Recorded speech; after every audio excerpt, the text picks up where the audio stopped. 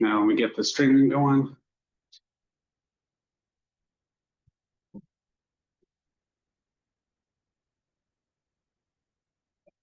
Yeah, how does it work with this new DP process? If somebody wants to give public comment and they can speak, if not, you just listen, guys. They can come here in person, There's a bar. or they could join the Zoom to or the transfer. But we don't really give them the same. Now the president. Yeah.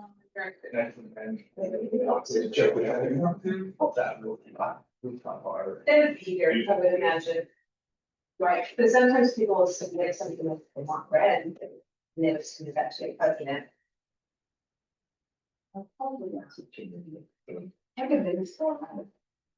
So the button for the YouTube seemed to have gone away. Let me get it. Usually if I stop sharing, it'll come back over here. So there's that. All right, let's run YouTube. How many followers do we have? Lots, the most. I started following the first meeting I attended that one. We have an 8th grader that told us last year, he's an 8th grader now, but he told us last year that he likes to troll the admin by watching the GC meetings. I'm on the admin on YouTube. All right, we're live. Okay, so I'm calling the meeting to order at 5:55 p.m. on August the 20th, 2025. And do we have a quorum? We do. 5 of us. Okay. Next item is adoption of the agenda.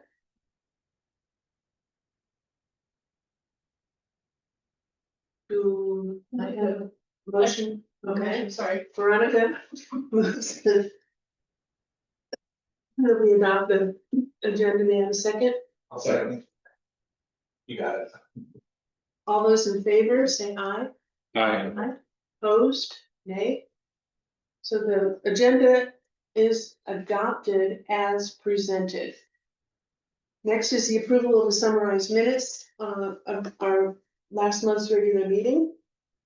Has everyone had a chance to review them? A couple of corrections.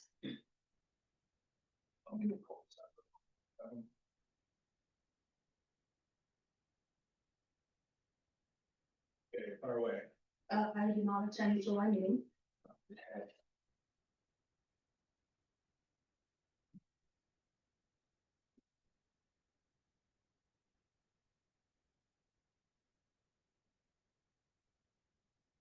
And then under the time for the meeting to be called to order, it's just a place of 5:43. Got it. And then one last thing, under finance report, there wasn't anything for finance, it said finance report was approved, so I don't. Oh, at the very bottom. Yeah, except that's always left there. Mhm. Yeah. Good catch. Those are the three. Any other corrections? We have a motion then, to accept the minutes as corrected. Motion to approve the corrected minutes of the July 16th regular meeting. Wait a second, Second. all those in favor? Aye. Opposed? The minutes are approved and accepted as modified, corrected. Public comment, and we don't have any more for public comment, right? No one online. Okay. Comments from council members? You know, I'll go ahead and make some brief comments. You guys have probably noticed, our, new business. That, one of the first item of business is to remove Marty Prosa as the president due to health related concerns. Obviously, it's something we never want to do, but she's been quite ill for nearly a month now. She's been in and out of the hospital. I understand she's currently in the hospital. And so we just realized at this point, she really needs the time to heal and not be stressing out from running this organization. So We decided that the governing council really needs an active president right now, but we're going to be renewing our charter in a little over a month. A lot went on. So really, we wish her the best and hope she comes back to us just as soon as possible. We're not going to make anything to remove her from the council, just as the president at this point. Hopefully gives her the space that she needs to heal up. Any other comments? Next item is the head administrator's report. Ms. Christie. Thank you. Fabian's getting it pulled up there. So our current student enrollment is 355 students. We have a little less than we did in July, which we anticipated because it's not unusual that people enroll and then they don't show up on the first day of school. But we had some of that happen, and then we had other kids come in, and it's always a little bit of a shuffle at the beginning of the year. We seem to be settling in, and we're about anywhere between 19 and 23 students in each classroom. So that's looking pretty good. And we have seen an increase in our kindergarten enrollment, and then some fluctuations on all the other grades. So we're currently sitting at 355. Our budget is at 376. So we do anticipate that we will have a budget reduction after 40 days. When I met with the academic committee last year, there was a request to provide some additional information as opposed to just what are our current numbers, but also looking at what is the turnover. So wanting to know like the percentage of students who've left since the year began, percentage of teachers leaving over the summer, percentage of teachers leaving once the year begins, et cetera. So I pulled together some additional information. We are at the beginning of a school year, so I thought it was a good time for me to be able to start collecting the requested data and to be able to report on it. So what I did is I looked at 2024-25, so the 24-25 school year compared to the current school year, 25-26 school year. And in looking at that, 83% of our current 1st through 8th grade students attended AKCS last year. So that's a pretty good number. I think that's a good percentage of students of our current students who were here last year. And obviously I didn't include kindergarten because kindergartners weren't here last year. So I did not include those into that calculation. Of our educational assistants, of our current EAs, 100% of them were also here last year. Of our current teachers, so looking at general education, special education, and related arts, 86% of our current teachers were also here last year. So I think we actually have four new teachers this year. And of all of our support staff, 100% of our support staff was here last year. And 100% of our current contracted employees, I only looked at the ones who directly work with students.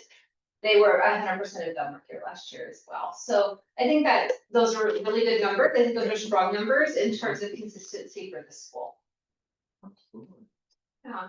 I also pulled together some student demographic data because the academic committee had requested some information in that area as well. So this is based on current enrollment. So special education, 30% of our students are in special education. 6% are English learners. We have a pretty good split between male and female students, 51%, 49%. 56% of our students are Hispanic, 89% are white, 12% Black, 6% Native American, and 3% Asian. I do not have access to the economically disadvantaged data right now. So that's why that's not.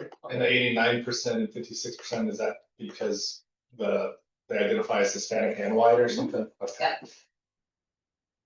Right, because one's a race and one's an ethnicity, and so you can have both. Okay. Any questions on all the numbers part of this? Just demographics, enrollment, Do anything. you have a theory as to why non-teaching staff is 100%? And I'm putting the EAs and the non-direct run on the classroom staff is different than teaching. I do, and because we had teaching positions that we were not able to fill last year. Okay. They became vacant mid-year and we weren't able to fill them. And so we had to fill them at the beginning of this year.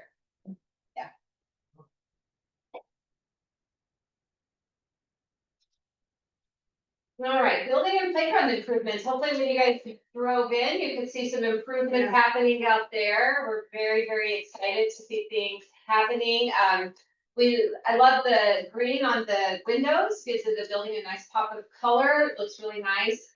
Fencing has been improved. There's all kinds of stuff. I put a list. So we have new turf now on both playground and in front of the school, and the kids love it. Everybody's like, it's so soft and squishy, and they roll around. They just love it. All of the windows have been sealed and repainted. New fencing has been installed. They are in, the gates are in various stages right now. Some of our parking lot gates are like partly done. We're waiting for panic bars to come in. So like things are, they're in the works though. So that's coming along.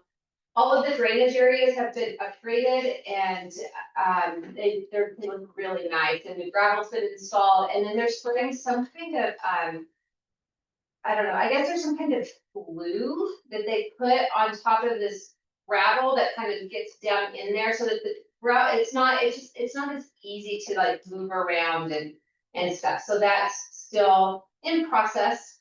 That's still happening. Right now, we just have the kids off the gravel areas because of that. We've already ordered all the materials for the new shade canopies that will go over both play structures and the balcony. The FRP, or like the type of tile that we're gonna install in the bathrooms, that's been ordered, and the deck for the balcony has been ordered. So once all those things come in, then there'll be that new wave of things happening. Signs are that's still also in progress right now. I think that's coming a little later. They're prioritizing some of these other items first, and the reason being is because we haven't gotten the permit for the signs yet. It's a different type of permit than it is for the other things, so they're having to work through the items that they can based on the permitting. So we were able to fully open the East Playground before on the first day of school, so that was super exciting. We were really, really, really worried that we wouldn't have a playground at all. But we were able to open it, but we had to come up with an alternate recess schedule because this North Playground only opened today. So that playground has been closed for the last few weeks. So what we did is we worked it out to where every student was able to have some outside time, at least one recess per day. And then they would have at least one recess per day inside. So we balanced it out and made it work so that everybody had some access to some outside play time. And then today, the other playground opened, but with restrictions. We have some areas that are still not able to be used, but we had a lot of very positive feedback, and there's very excited little kids today. Any questions about the construction? I know that, that's a huge financial investment that you all approved, and so I just want to make sure that if there's anything that you're wondering about that I didn't report on. Just that you're to be commended for getting it done so quickly. The company has done a really amazing job of, they're here a lot, and then they're really trying to work around our schedule so that they're not here as much when the students are. They're here more on the weekends, which good and bad, because then the work doesn't go as quickly, but at the same time, then I don't have that headache of dealing with contractors on campus when kids are here, but for safety reasons. All right, we've already had 2 volunteer trainings this month, and I'll let Anna and Danielle talk about that because they facilitated both of those trainings. It's our gig, huh? Yeah, I think we had a pretty good turnout overall. 31. We offered one in the morning, we offered one after school, we're trying to make sure we reach people really can come, and yeah, it's going great with our new process. I think we're getting a lot of volunteer people approved. That's impressive to me. That's almost like 10% of our students have somebody volunteering. Right. That's Yeah. good. it's very- All right, professional development. We've already had 5 professional development days. We have another one coming this Friday. We've done a ton in a very short amount of time. The calendar was not ideal this year because we lost our family jumpstart day, which gave the teachers a full day to really be in their classrooms and then kind of greet families throughout the day, but not in a way that was where they just had more time to work, basically. And so we had to do PD in 2.5 days this year and then do a meet the teacher event. It was way too compacted. It was very stressful for everybody. So something that we're gonna have to really keep our eyes on for next year. But we were able to do some training from an organization called AKCS. Danielle, do you want to talk a little bit about that training? Yeah, so also the exciting thing was we were able to tap into a grant, so it was free training for all of our staff. So it was all teachers, all EAs, some of our ancillary folks as well. And so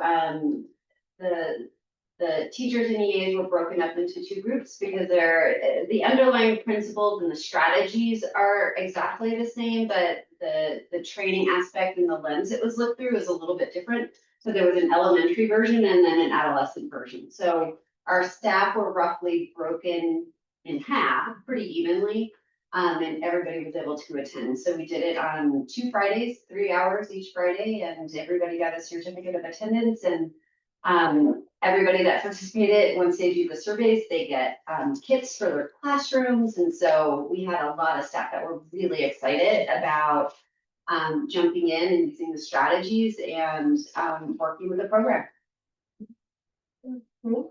We've also done spent a lot of time working through things like collaboration with the classroom team, going through student information and data to make sure they're prepared and know where kids are so that they can really understand how best to meet their needs. So we've done a lot. We've gone through like school-wide expectations and procedures. We've had to have some email information go out because there just hasn't been enough time to do everything in person, but I think it's still good. We've had a really good start to the school year. Even with the construction, we had the very first day, we chose the theme of be flexible. That is the theme right now, be flexible.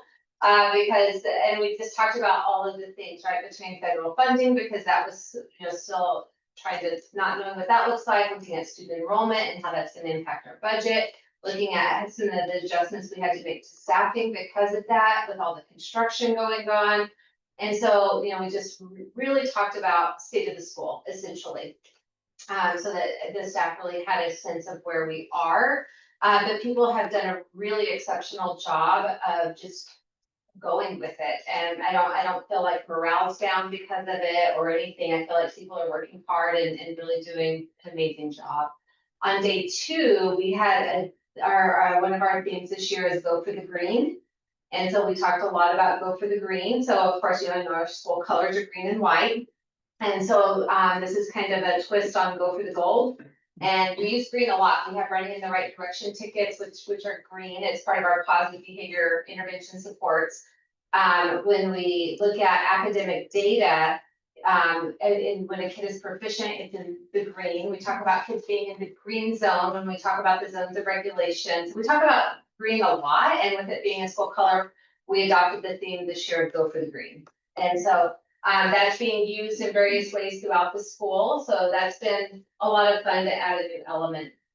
So beginning of year assessments are happening right now. Our 3rd through 8th graders are taking their beginning of year iReady assessments in both reading and math. Teachers are in the process of administering the developmental reading assessment to students who are new to the school.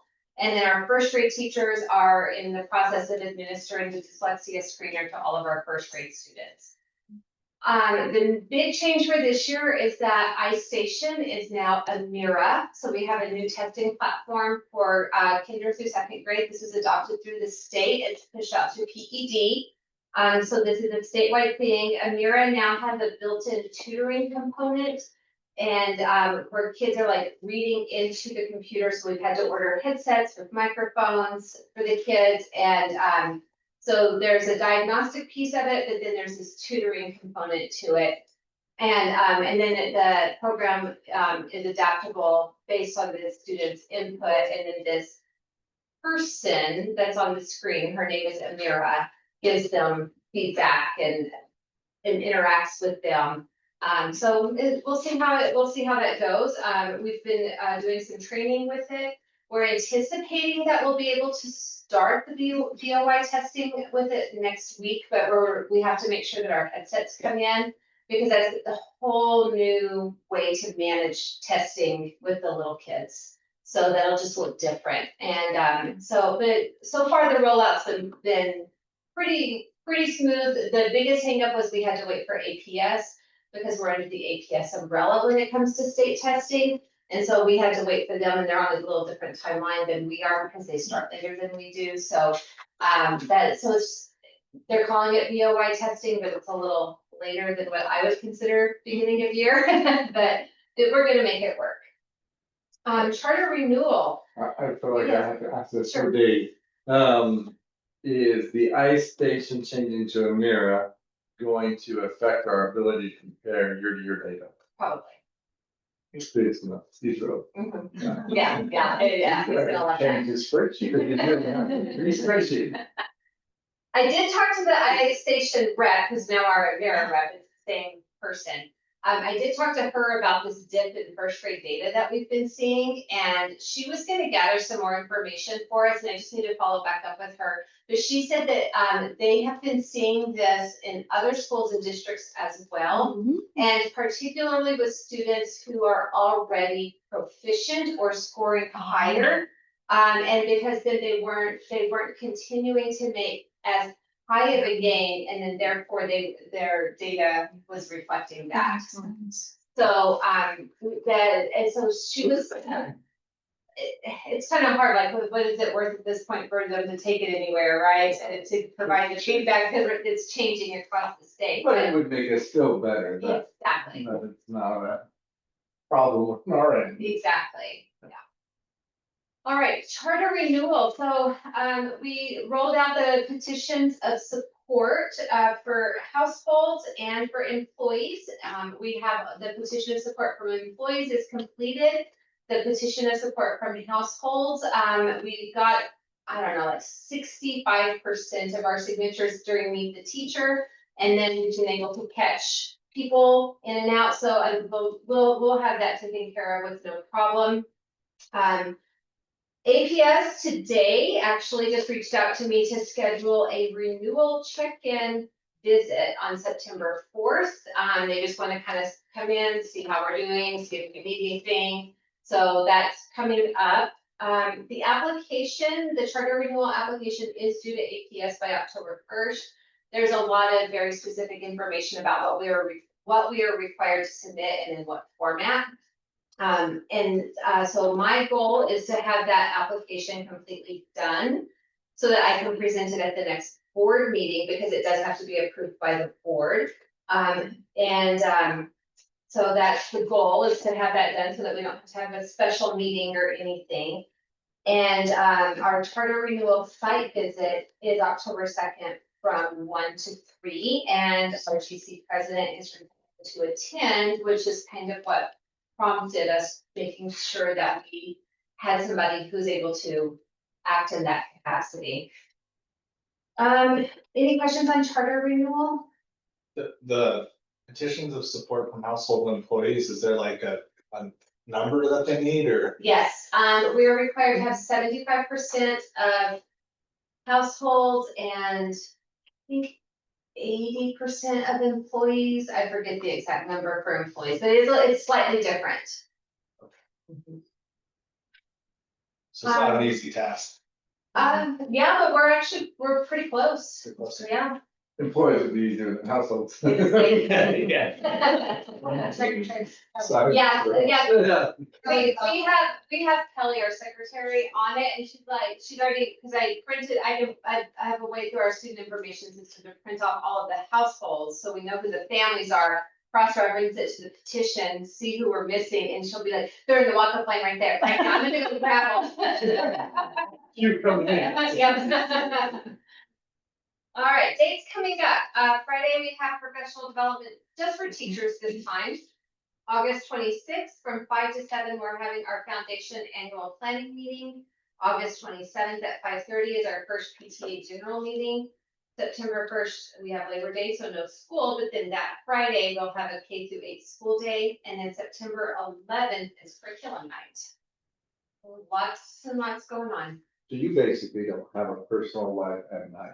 No, like never, I've been working since 4:30 this morning, I was here, I've been here till like 7 the last 2 nights. What's Yeah. like breakfast? It'll get done, well, and then charter renewal will be over, and things will slow down enough, and the next thing will come.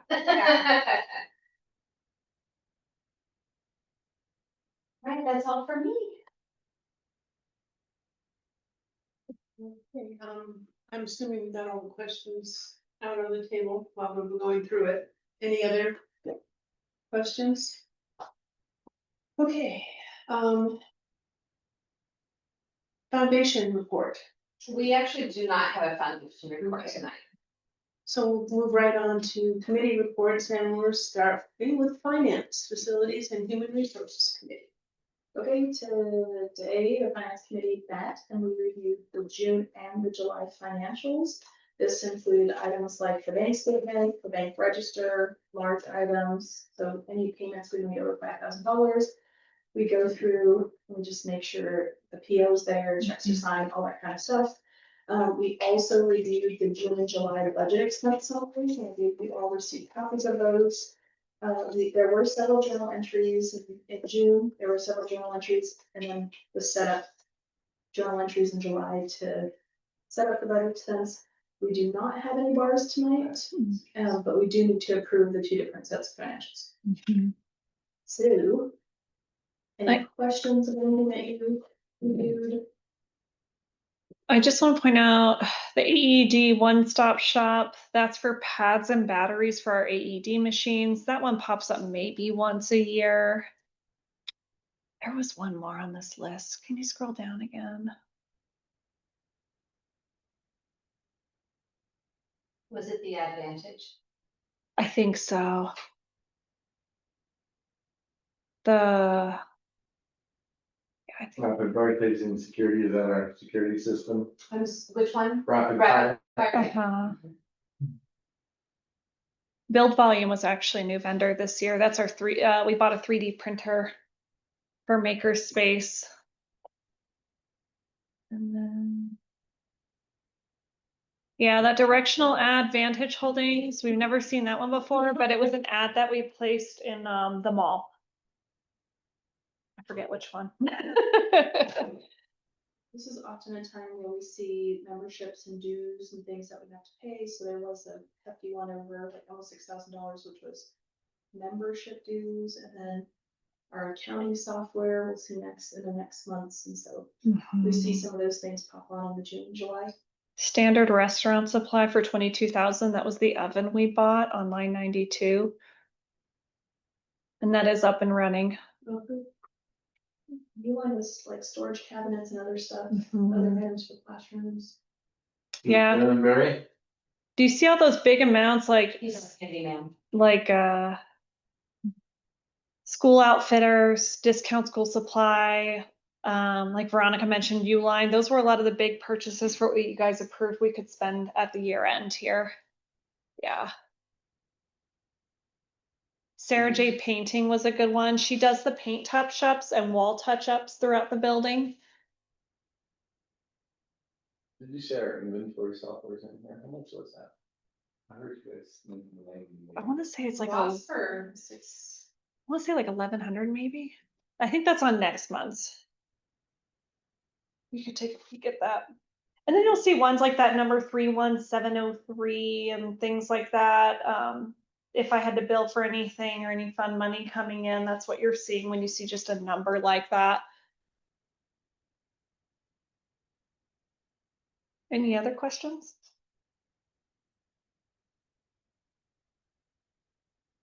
Okay. This one looks beautiful. The 24,000s that you see all highlighted there, they all have zeros, percentages, which is good because they revert at year end. So it means we spent it down with the exception of Title III, but we talked about that $9.50 quite a few times here. That it's just really hard to spend that fund down to zero. And then Fund 31200, that's our lease assistance, and we also utilized all of that as well. So everything that reverted at year end, we spent down with the exception of the $9.55. It feels good. Any questions about Jamie? Other questions?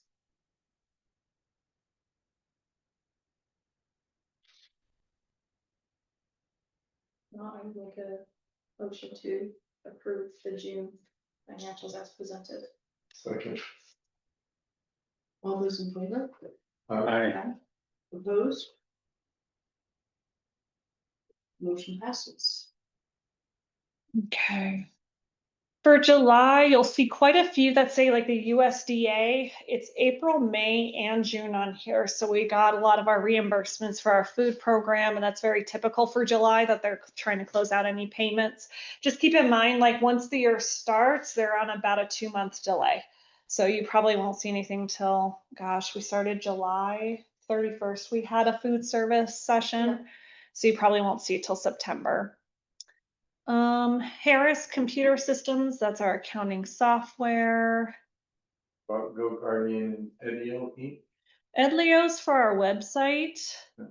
Guardian is our, the software that we use to monitor students while they're on their Chromebooks. Mhm. Okay. ProCare is our extended care software. And then I know WASP is on there somewhere.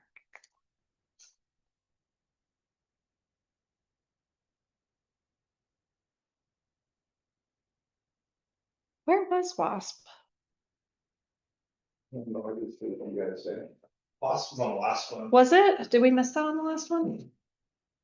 I know we already approved it, but if we could just show It was like 2,000 amount or something.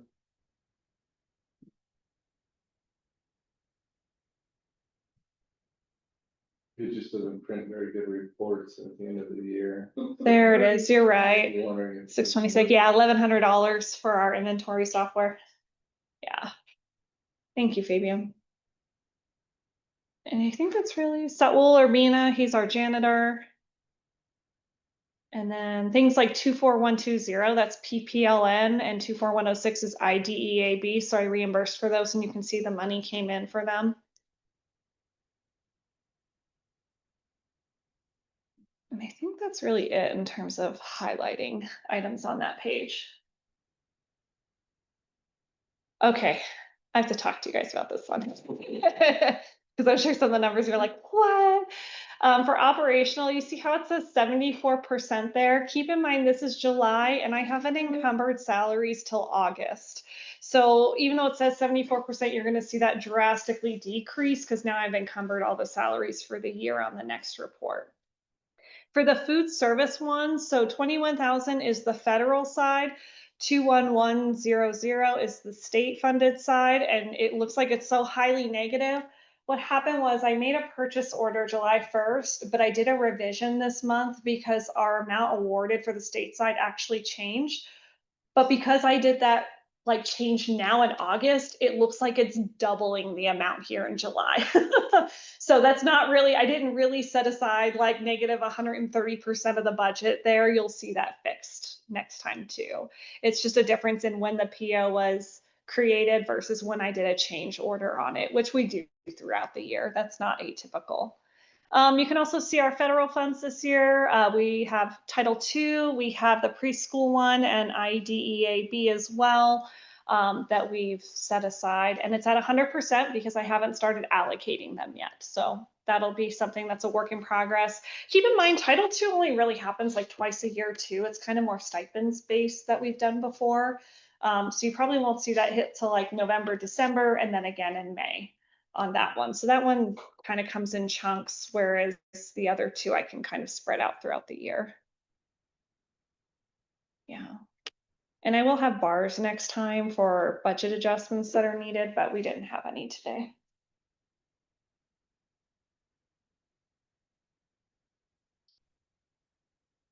questions? Well, I make a motion to approve July as presented. Second, Second. all those in favor? Right. Aye. Opposed? Motion passes to accept it at the report as presented. So we don't have any bars, right? Mm-mm, not today. I guess we're moving on then, right? Yep. Okay, nominating and council professional development committee. I sent you all. Oh, I don't know exactly when, a couple weeks ago. On probably the 8th or the 9th of August, some training opportunities. For professional development, that can be kind of hammered out in an afternoon. 2 Fridays in the month of September. And I believe I gave you all the PO. So my recollection is I think that you need to register by the 1st of September. And it's all done online. I think. So I hope that some of you will take advantage of it. And it's live on a Yeah, like weekday or Friday. Friday afternoon, from 1 to 3 on the 5th and on the 19th. And there is some overlap on the second, training session. But you'll still get, credit. I think the way this is worded, we'll probably get credit if we attend both of these sessions, you've finished your obligation. So. The training credits are effective governance, legal ethics, policies and procedures. And they're recommending that everyone take the classes. They're targeted really for board members. And board treasurers and school leaders, and we're all school leaders. So. But there will be more, because this is just the first of many, I'm sure, that will be coming through. And then I believe in December, if they do the same thing as they did in prior years, it's either November, December, there will be an opportunity to go out to Tamaya and spend the day and get everything done. But I haven't heard anything yet on that. And I think Miss Christie will probably get it before I do. So as soon as she gets it, she'll send it to me and I'll get it out to you so that you can plan the day, but it is a full day commitment, and some of you I know can't do that, and rightly so. The Canva trainings will continue online. It should be, but I haven't gotten any schedule on that Okay. yet. I think it's a little too early for them to send it out. That conference that you're talking about had, it's the, Public Charter Schools of New Mexico that puts that on, and that conference right now is scheduled December 10th through the 12th. But I do not know which day will be dedicated for governing council, and I don't know the location of the event yet. I'm just assuming it's Tamaya again, because they do such a good job and they have such good facilities. But it might not be, because it might be cost prohibitive, who knows? At this point. And the Canvas usually last year came out like mid-September. Yeah. They started Right. sending. In about a month, you should be seeing it, yeah. That was a good training this year too. Online I was really good. Good improvements from the previous year. And I think everybody now is just at the 5 level. Yes.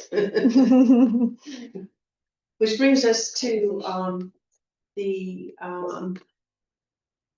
nominating committee. I'm still looking for members for the general council. And now that school started, I'm hoping that we'll get some interest. And we'll see. It would be good if we could get another one on, because as long as money post that is out, it could lead to some quorum issues. Yes, Because quorum is 5 if we're 8, which we are now, and quorum is 5 if we're not. So we get another person, it would sure help us ensure we make quorum. yeah, Because we know Monty is not gonna be at meetings for a while, but she still counts towards our quorum. So to the extent we could get another one, I think would yeah. make all of our lives more And- manageable. Those of our members who can't attend in person, we need to encourage them to do Zoom with us, because they count for the quorum. Yes. So, and I know there's some cases where, you know, they're not in an area where they can get good computer reception, so. Normally we may have one, but this time we have two, which is, you know, a little scary. Okay, so we'll move on to policy committee. I don't really have a report other than from last month, we postponed the 2 issues that we were talking about, the audio and video recording prohibitions and exceptions and the student electronic devices. We postponed them to this meeting and we're going to postpone them again to the next one. There's just been too much going on and we haven't been able to get with Sue, right? So, you know, that's on the top of the list to do, this coming month, but we felt that last month that we had to have some more discussions with her and they just have not been able to occur. Okay, so let's talk about strategic planning, baby. All right, so since the last time we met, of course, the strategic planning committee's priority has been to review the mission, our mission and vision. So we had a meeting, we collaborated and built a first draft of some changes to both, or particularly the mission. Then Christy took that and has been able to get stakeholder feedback, did a very thorough job of that. Brought back those recommendations. We met again this last Monday and we narrowed that down to a couple of options that we would like to move forward with for approval tonight. I believe, given how many folks have been able to look at it, the majority of the folks in the room today have been able to see it, but want to see if there's any last things. I'm going to put those up here. As I do that, for those who maybe haven't been in those discussions, Christy, would you be willing to give some context to the input that you got? Do you want me to do that here, or do you want to do it when we get to the new agenda items so that we can take action on it, or do you want to Oh, gotcha. combine it? Whatever y'all think is most appropriate. We could combine it, and since we've already done it, and we do have an action item, we can just, take the item of new business 9H at the same time that we take committee report. Okay, all right, yes, all right, I'll go ahead and talk about it. So, so we met with the strategic planning committee met and took a look at the current vision and mission and proposed a change to the current mission, and really with a focus on what are we doing as a school, and how do we plug that in, and how do we really talk about what are we doing as a school in a way that makes sense to prospective families or current families. And then I took that proposed change to the foundation, met with the foundation. They made a slight adjustment to the proposal from the strategic planning committee. Neither group had any proposed changes to the vision. I was not able to meet with PTA prior to the strategic planning meeting. I wasn't able to meet with them until today, so unfortunately I wasn't able to get PTA's feedback. But I did get staff feedback. So I did meet with the entire staff last Friday, and we worked this through with the entire staff, which was quite challenging, quite honestly, but it was good. It was good, right? Like I told them, like, they're the people who have the boots on the ground and they're the ones living this every day. And so I felt like their feedback was really, really, really critical to this process because they're the ones who are doing the work, right? And there are people on our staff who are like, I don't even really know what this word means, like what do we mean by this or what do we mean by that? Because there's different ways it can be interpreted. So they worked in table groups. Each table group provided their feedback in terms of like whether they liked the revision made by the strategic planning committee or the revision made by the foundation, or if they had some adjustments to either of those possible revisions, or maybe they had their own brand new ideas. I took all of that and was able to narrow it down to 2 proposals from the staff. And then based on that, admin then worked through and made 2 proposals as well. That was all presented back to the strategic planning committee. The majority of the revisions were on the mission. There was one group of staff members who did have a proposed revision to the vision, and that that was also presented to the strategic planning committee as an option. It was the only one that was proposed, and so the strategic planning committee took a look at all of that, and then based on that, made a recommendation that you're going to see now. Do you want me to go through what's here, Fabian? Yeah, if there's any particular like highlights that, as you distill down all of that input that you want to bring forward for the current. Yeah, so you know, I think in terms of really thinking about the mission in particular, really wanting to think about how do we narrow this down? And Danielle did a really good job with the staff of helping them really wrap their heads around this. And she did it in terms of like, what's your elevator speech? And when people say, where do you work? Work at Alice King Community School. Oh, what's that? It's a charter school. Oh, well, what's your focus? What do you do? And then there's usually silence, right? Because then it's like, how do you articulate all of this? And so Danielle did a really good job of helping people think about it in terms of that elevator speech. And so we really tried to drill down to what is it that we do as a school? What is it that we're truly trying to accomplish? I went back to the first renewal application that had a lot of really in-depth information about the school and programming and all of these pieces, and pulled out a lot of words from that too. Because in doing this, yes, we want to modernize and we want to make sure we're capturing what we're currently doing, but we also don't want to stray too far from what we're intended to be doing, right? So it's kind of a balance with everything.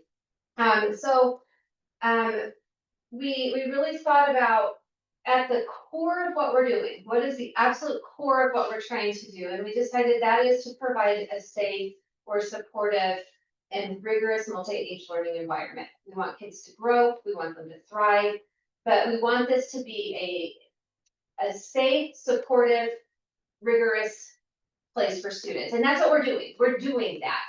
So we decided that was like the core, and the multi-age is the core of what we're doing. That was really the thinking behind where are we going with this. This proposed mission, quite honestly, is a little longer than I think we really wanted it to be. So that part we're not super thrilled with. The proposed vision we shrunk down, tried to get that into a single sentence. And when the strategic planning committee met, the idea there was that they liked the shorter vision, because when you look at research on vision versus mission, your vision should be shorter, your mission should be longer. The vision is, that broader picture of being future focused. and should be something pretty short, where the mission is much more specific and detailed. And so it may take more words to explain that. It ended up being a little longer than I really wanted it to be, quite honestly. But it was hard to condense everything. And so I like it, but I'm also like, I'm torn also. It's hard. It was a really, really difficult, challenging thing to try to take the tidbits from everybody and try to bring it all together. So where we're landing, I'll just start with the vision. Our current vision is to join students, parents, educators, and the community to produce an educational environment that nurtures, excites, and motivates children to learn. The school empowers students to become independent and responsible thinkers, fosters academic and moral excellence, and promotes creativity. The proposed vision is the vision of Alice King Community School is to empower students to become independent and responsible thinkers, to foster academic and moral excellence, and to promote creativity in an environment that encourages empathy and respect. Okay, and then I'll go ahead and just read the current mission and then the proposed mission, and then we can talk it out. The current mission is to provide a school where students thrive academically and socially in a multi-age setting. This mission will be accomplished through a strong educational program based upon a structured curriculum supported by discipline and mutual respect. The commitment of the students, parents, educators, and community will be utilized to achieve these goals. The proposed mission is to provide a safe and rigorous multi-age learning environment where students grow and thrive. This mission will be accomplished through a strong educational program based upon an enriched curriculum that provides authentic learning experiences while integrating real-life applications that fosters critical thinkers, problem solvers, confident learners, and leaders. Empathy, mutual respect, and kindness are taught to enable students to develop into positive contributors to the school community and beyond. The interactive and involved educational experience for all students is accomplished by encouraging the commitment and active partnership of families in the school learning community.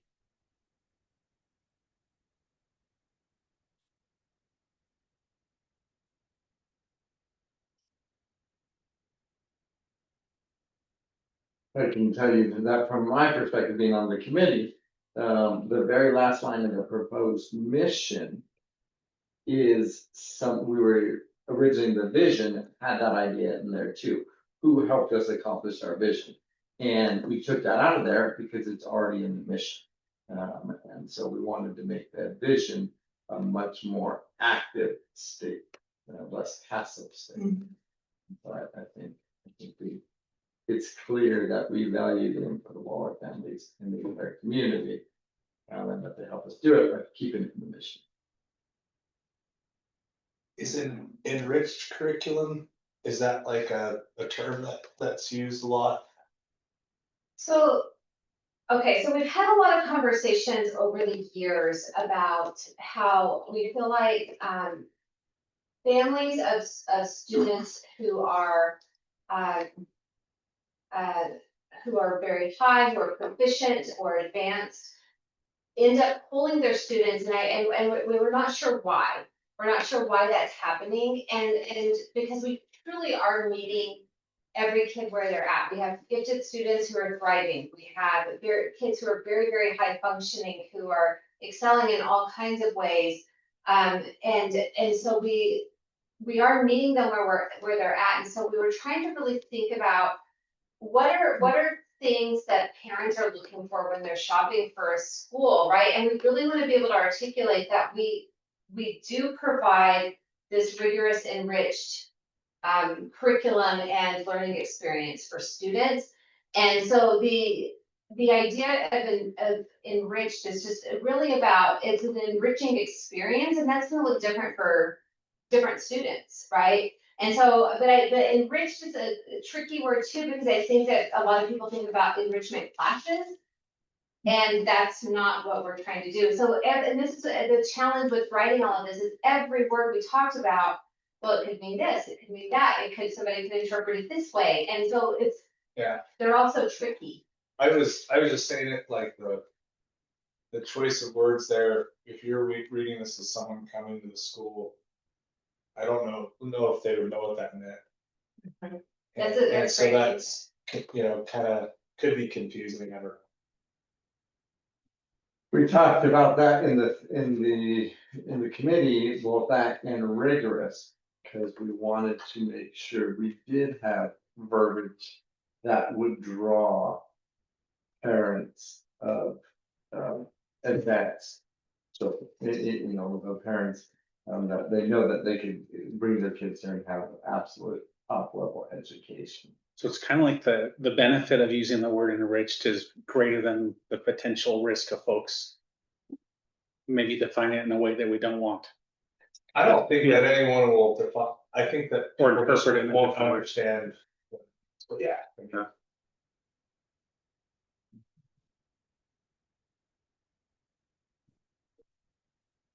Any other questions, comments? Veronica, you good with it? I am, you can tell that it's a lot of work and thought has been put into it. We started talking about it, like, was it last September? And we knew how just those conversations are, so it's longer than you would expect, but I like it, I don't. It is, and I'll just be honest, and I shared this with the strategic planning committee. I mean, I met with the staff on Friday. Monday rolled around and it was like, try to compile all of this information. It's not where I want it to land, but it's what we were, that's where we were at by the time our meeting rolled around Monday evening. And so it's not like there's pieces that I still would adjust and tweak at this point, but it's hard. I mean, we could go on for days and days and weeks and weeks and months. That's the thing with it. My experience in running these kind of things over the years is you can keep chasing that perfection, you won't get there. And at some point you gotta stop. And so long as we feel that we're good, or we can stop now, then we're good. And we're at that point because we need to provide data as part of our charter renewal. Yeah. And as we were meeting on Monday, we couldn't think of, well, what would we take out? Which one of these concepts do we not want to be in there? And we thought, we don't want to take out these concepts. Could we wordsmith them till the end of time maybe, but nothing that we would want out of it. That was part of my assignment after, the meeting, was to just do a little wordsmithing here and there. And, Make sure we were good on grammar and everything. on grammar, and, I added, like on the vision statement, it just started with Alice King Community School. Well, I wanted to, mirror what the current one was, so vision of. And I made some, just small little tweaks, because I could have spent forever, and I think, Christy did a great job of, consolidating all the input that she got. I love when you can get the kind of thorough stakeholder feedback that you got. I see too often organizations that do these things very top heavy, very top down, and then folks can't see themselves in it. So it's very wonderfully done. Well, I heard it said, like, just the perspective, like, if you are a prospective family looking forward to, is this a school for me versus current families? And I was reading it through the lens of, we were a family, right? My son went through here, and I still feel like both vision and mission still apply to those type of things. Like, it was rigorous. Every time he had to be challenged and pushed forward, we had that opportunity was given to him.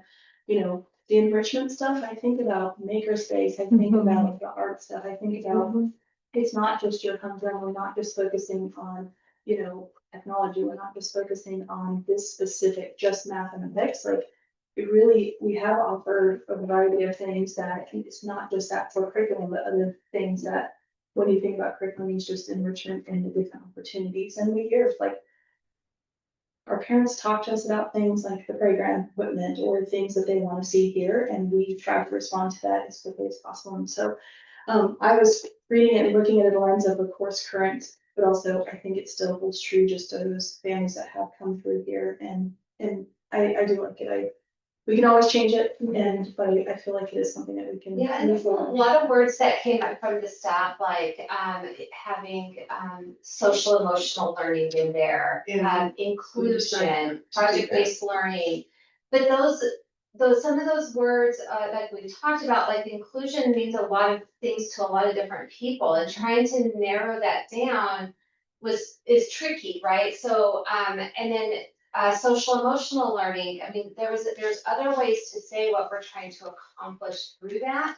So there was some very deliberate word choices and that also give a broader picture that I think we were able to accomplish through it. Project-based learning, you know, instead of saying exactly project-based learning, we said that we're doing authentic learning experiences while integrating real life applications. I mean, that includes project-based learning, but it's more than that, right? And it encompasses more of what we're doing outside of project-based learning. Because project-based learning is one piece of what we do. It's not what we're doing all day long, every single day, and including project-based learning into the mission makes it sound like that's all that we do. Right, and we wanted to modernize it too, you know, project-based learning and emotional, social, and inclusion. They're words buzzwords that have been used For a long time. for a long time, and we wanted to bring it more forward.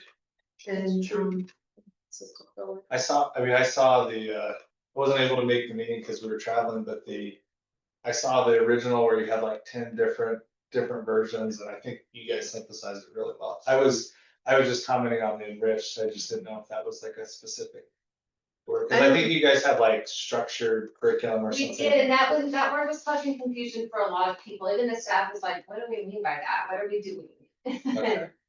Yeah, so I do think Danielle had a better word than what's currently there. I don't know if you can scroll to the proposed mission. But in the very first sentence, Danielle's suggestion, which I like better but didn't get it plugged in here, is that the mission is to provide a supportive and rigorous multi-age learning environment as opposed to a safe. Because it's like safe, supportive, and rigorous. It's really all three, because the safe and supportive, they're not completely exchangeable.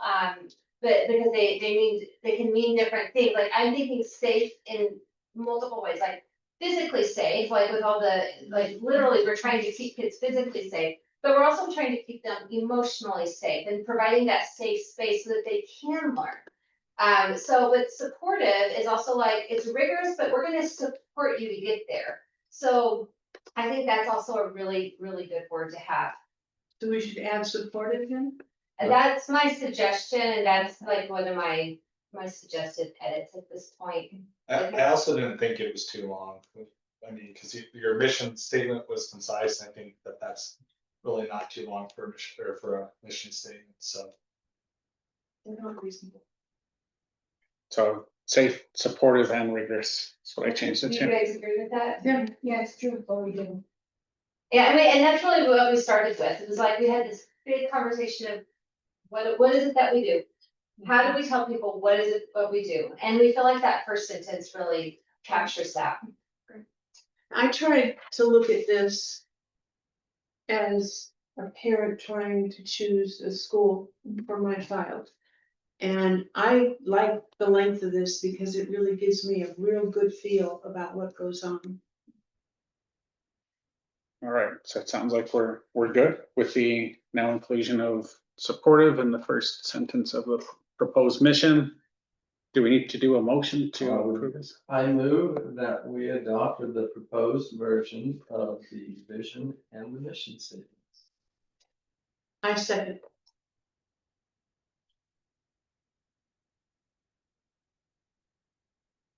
All those in favor? Aye. Opposed? The motion passes to accept the vision and mission statement as proposed. Thank you, everybody, for all the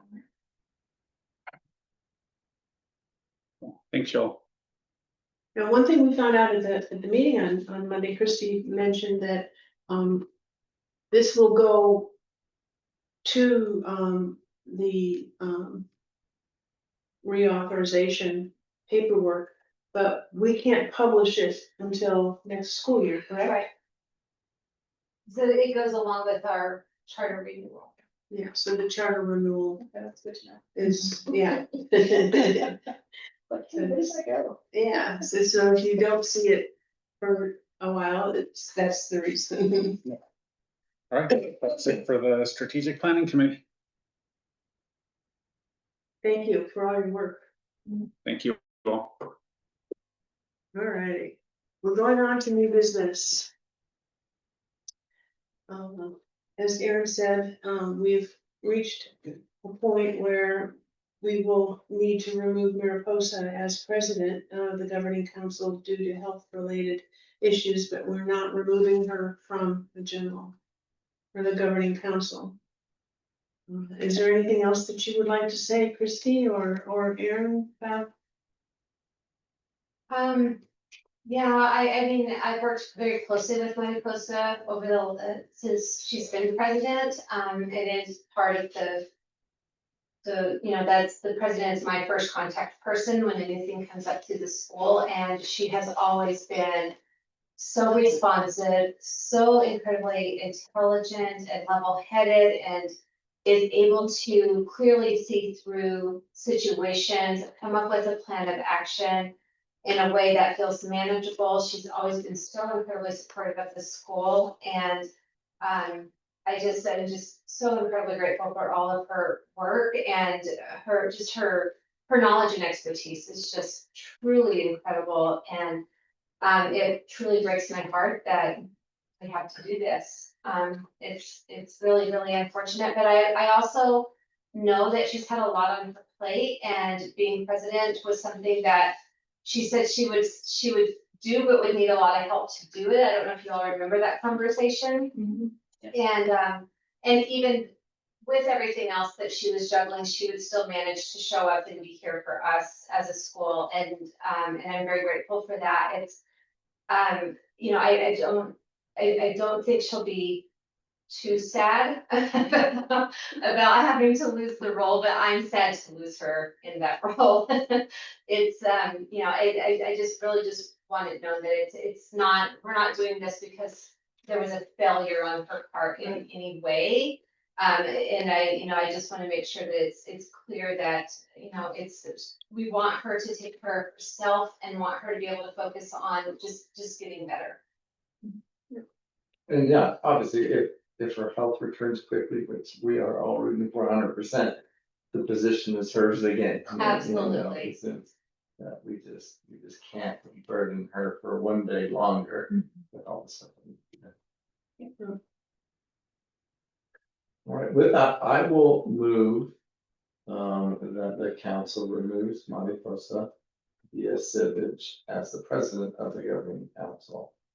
But keep her in position as a member of the governing council due to the health-related issue. I'll second that.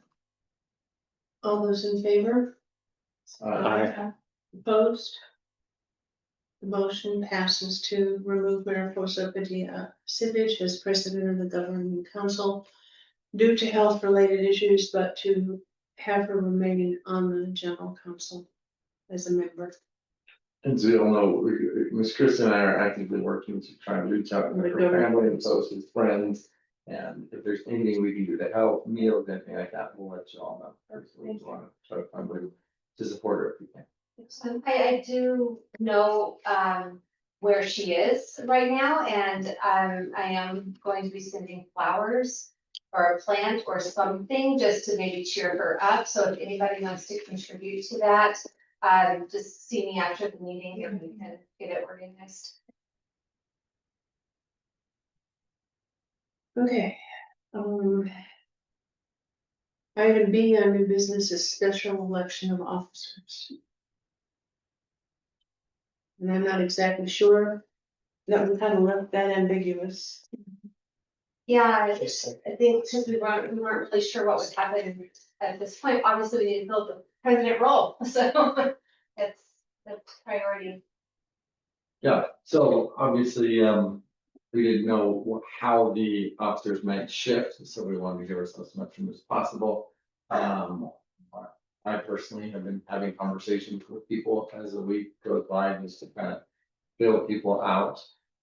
Obviously, as vice president, Pat would be next in line to see you to ascend to the throne, if you will.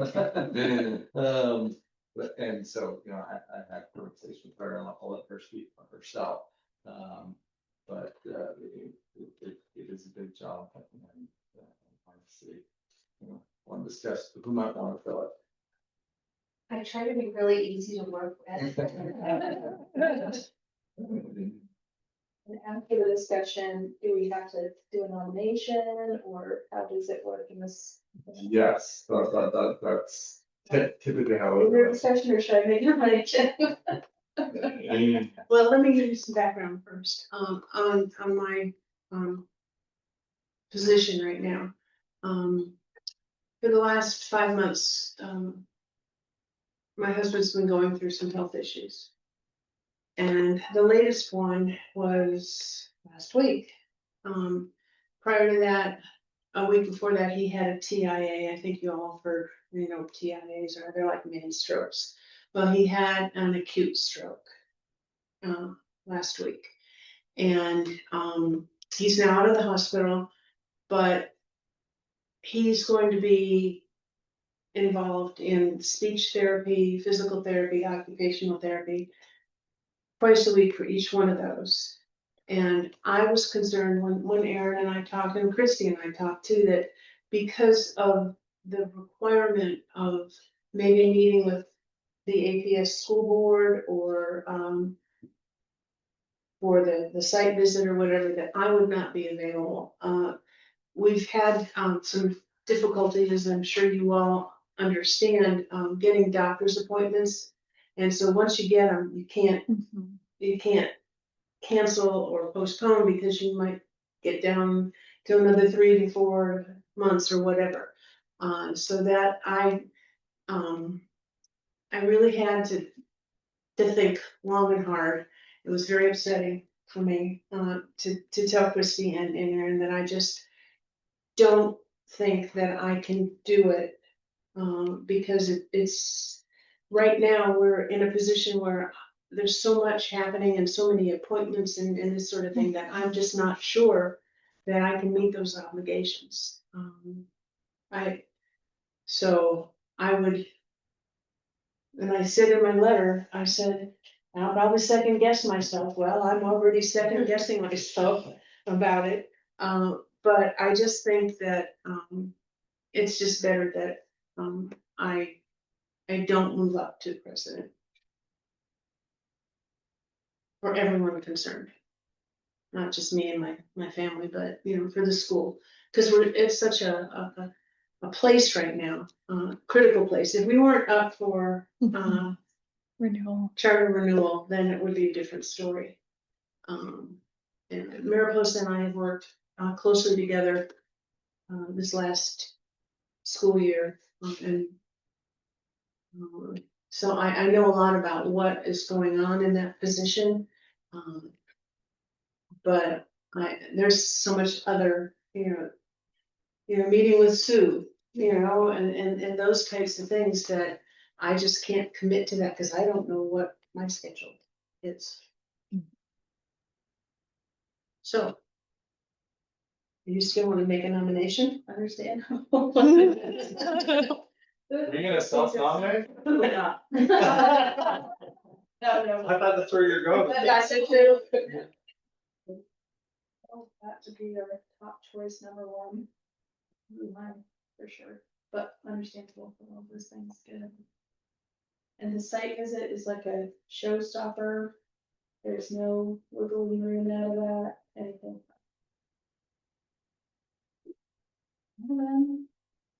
And so Pat, are you still good to remain as vice president? Yes. And that's part of the other thing we have to decide, do our current officers need to change around, and that's why we need.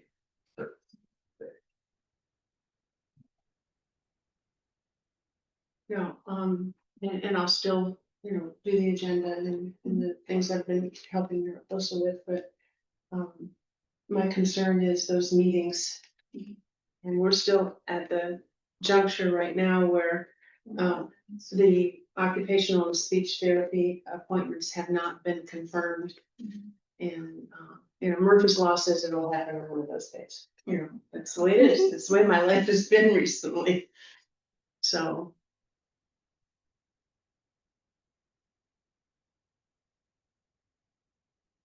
What days are those meetings? it's on Christie's report. Yeah, and the big one is the site, the charter renewal site visit. That's where we have to do a huge presentation to a lot of different people, who then are the ones who then make the recommendation about whether or not we should be renewed. That is on October 7th. And outside of that, I'm not sure what other commitments will be coming. I know that there's a recommendation meeting at some point after that. Typically, we then have to present to the APS board directly. I don't know when that's going to be. Those are just the things I know right now. My recollection of having done this process before, well, our last renewal, I was president at that time. And it was different, it was less involved. COVID. Yeah. Oh, yeah. But was it even a little before COVID? I think we still did it in person. No, it was online because it was in. So I'm thinking the renewal before that. That's how old I am. How long I've been around.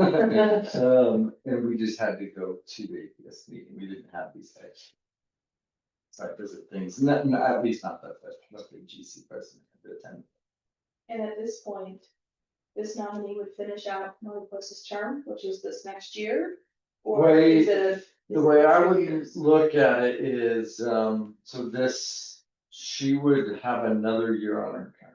So as of today, she'd have a year and a month. By the time this new president would take effect, which would be effective starting the September meeting, there would be 1 year, because that's when our annual meetings anyways in September. So you'd be finishing the year of the term.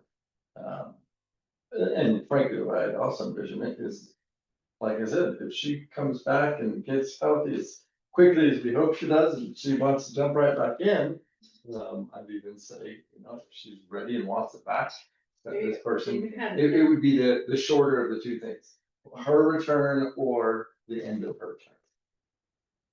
I just to let you guys know, in the two, because I've worked with several different presidents at this point, and if an issue arises at the school, I contact the president. The president then kind of determines we work through meetings or with the attorney, or depending on what the issue is, and then try to make like a plan of action in terms of how we're gonna handle it through the meeting agendas.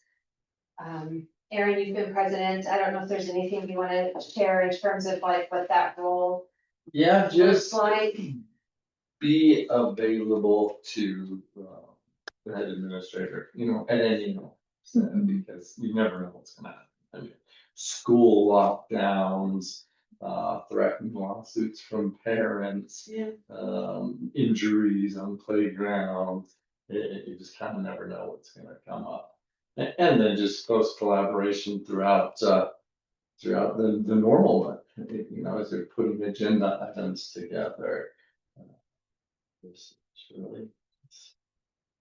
She's answering yourself on in all times. You already have Aaron on speed dial, right? I have you all on speed dial. You all reach out to me to say, do you have so-and-so's contact information?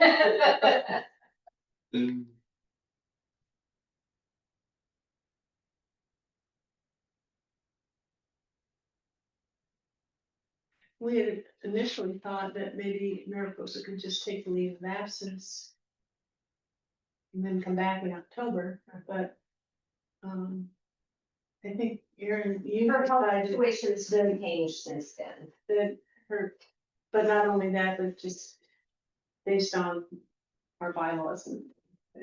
Yeah, based on our bylaws, we have to have somebody in place. Yeah. And just, you guys may or may not know, I've known Marty for 21, 22 22, 23 years now. And she was one of my mentors / tutors in law school. She's And ask if you were the same. brilliant lawyer. Yeah, she's a year ahead of me. She's just a brilliant lawyer, and she hasn't been to work in nearly a month. And so knowing what her and I do for a living, I can only imagine how she's fine. Not only is she letting her family down, she's got a daughter starting college, but she's can't get up her clients and practice law as long as we have, that becomes part of her identity is serving their clients' needs. And so even when she does get back enough and able to do things, she's gonna have a lot of practice, but it's gonna be in smolders so that she's gonna have to try to pick up. So to pretend is what I would call it, to pretend that she's gonna be right back into anything anytime soon. It's not right.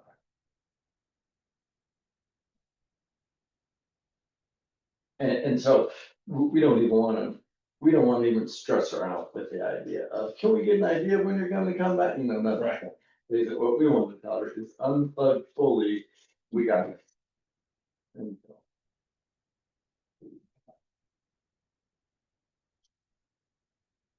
I know that you and Christie spoke with me about it. Have you spoken with any other board members?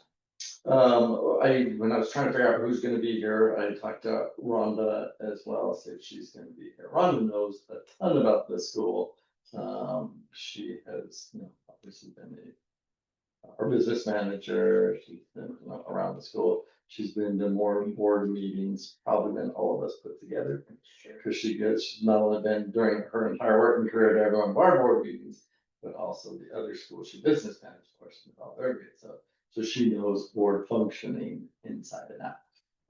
She is very overwhelmed in life right now too. It's, and that's why she couldn't be at this meeting. Her work's got her very, very, very far under right now. So she made that pretty clear.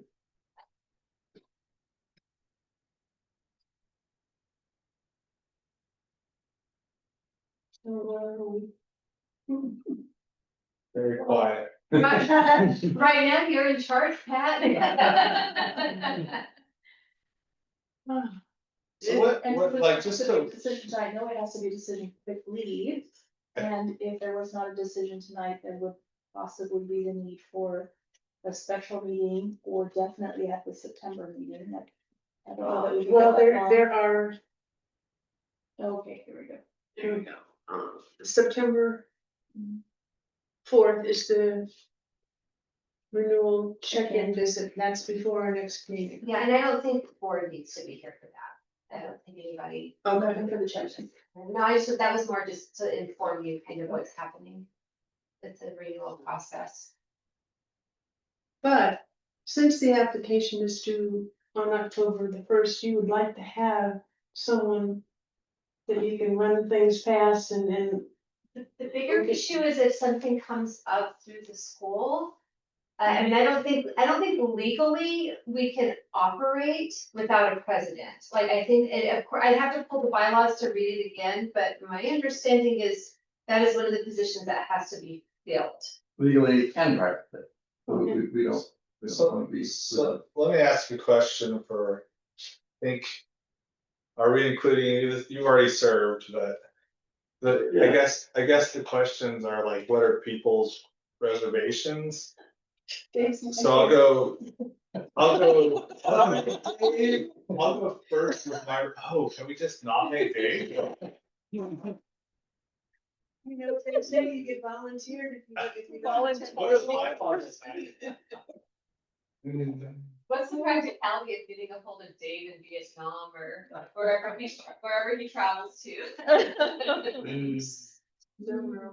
So I think it'd be good to go through reservations for the people that would be out, because there's only a few of us now. So for me, I'm hard to get a hold of. I mean, the email at work stuff can work. You know, if I'm at my desk, I can pick it up. But there's a lot of times like I'm not there, and I'm not there the entire day. So if something comes up during the day, there really isn't any way to get a hold of me.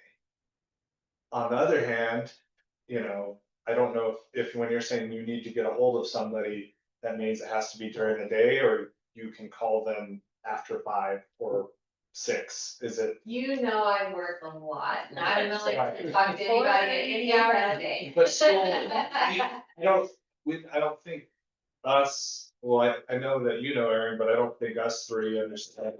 When you say there's a school lockdown or there's something that's happening, how fast do you need to get a hold of the person? Usually in those situations, it's to inform you, Yeah, not for you to make a decision. Right, so it's more like, hey, just want this on your radar, this happened, so if you start getting emails from parents or things coming up or we're in the news, you know what's going on. Right, so usually it's like just to inform you, I can't think of a single situation where it's like, I need to speak to this person immediately. Right. Usually it's like, I can text you, get you a message and say, hey, can you call me? There's something that I need to let you know about so we can figure out how we need to proceed. Right. So that's, yeah, that was one part that worried me. I mean, the other thing is, I mean, meetings during the day, like that's, if there's stuff like that that was gonna happen, probably for you as well, you'd have to know in advance to be able to take that time off, because even if you throw time off on your calendar, sometimes people will try to pull you into stuff. And so as far ahead of warning as possible would be needed. Yeah, I think that the things that come up during the day would be if we need to meet with the school attorney. Because of course her hours are gonna be limited to business hours. She doesn't do evenings and things like that, so then it would be scheduled in advance. Typically though, when it's something that involves the attorney, it's something that needs to be dealt with within a short period of time, because we need answers, because we have to like start making some decisions, because there's a lot of timelines attached to things. So usually it's like it could be that something happened that day, I'm informing you in that evening, and then I'm sending an email to the attorney to see, can we get something scheduled for the next day? Is usually how that goes. And Aaron, what did you feel the time commitment was?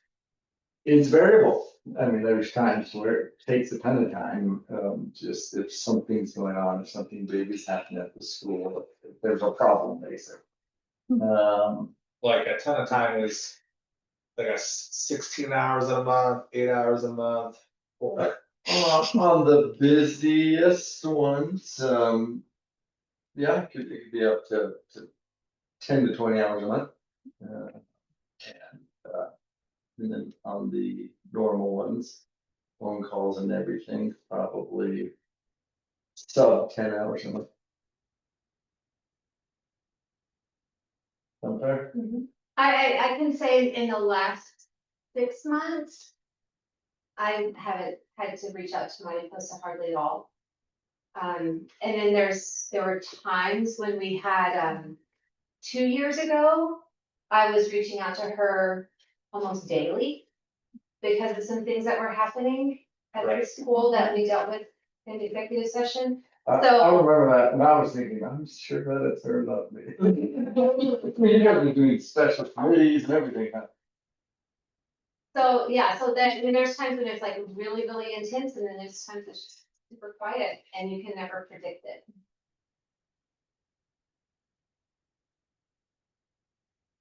Yeah.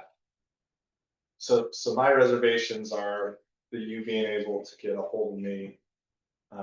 The time commitment piece, I mean, that's just something you work into your schedule.